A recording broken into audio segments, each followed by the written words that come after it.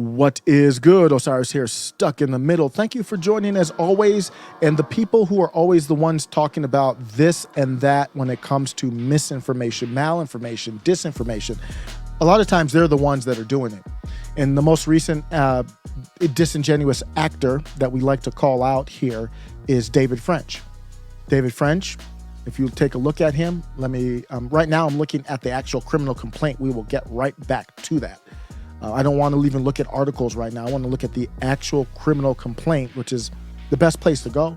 David French says the criminal complaint against Pauly P's attacker refutes a number of conspiracy theories. I want to focus on just one piece of this. This is the piece where I'm accusing David French of misinformation. David French said, according to the complaint, there were two people, not three. That is inaccurate. The complaint does not say there were two people. So you might be, this is semantics, but we're talking about like detailed stuff here. And I'm not talking to some random person.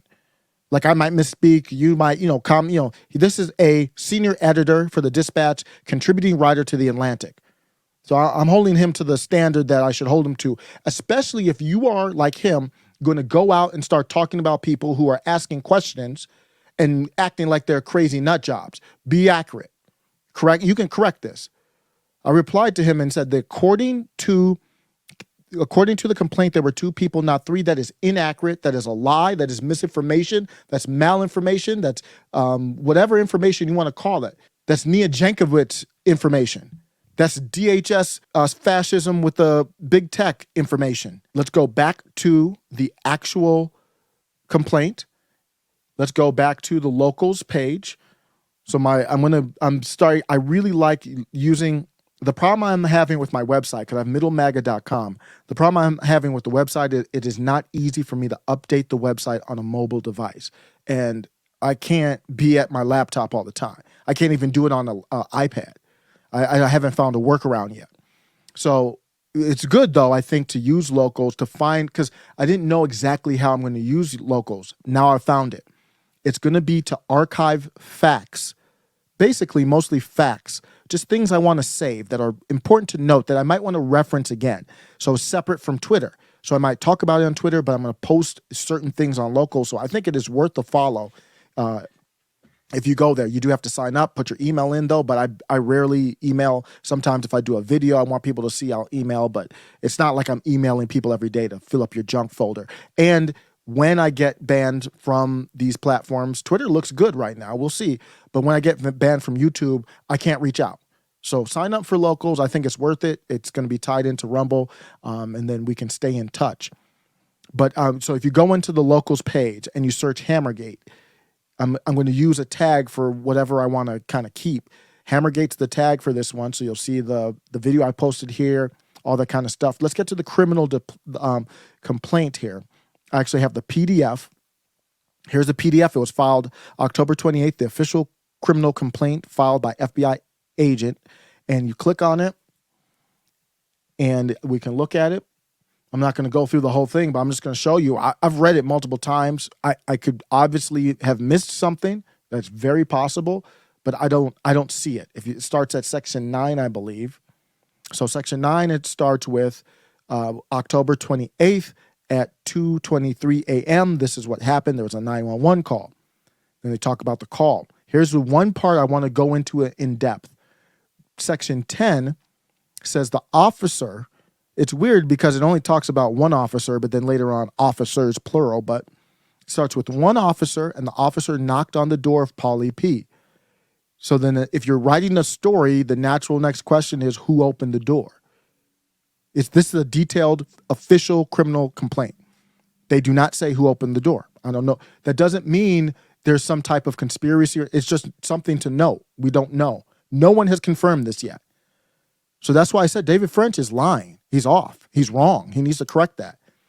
There are only 2 names of people in the residence in the criminal complaint. That's accurate, but that doesn't mean it's refuted, debunked, or whatever you want to say that there's more than 2 at the residence.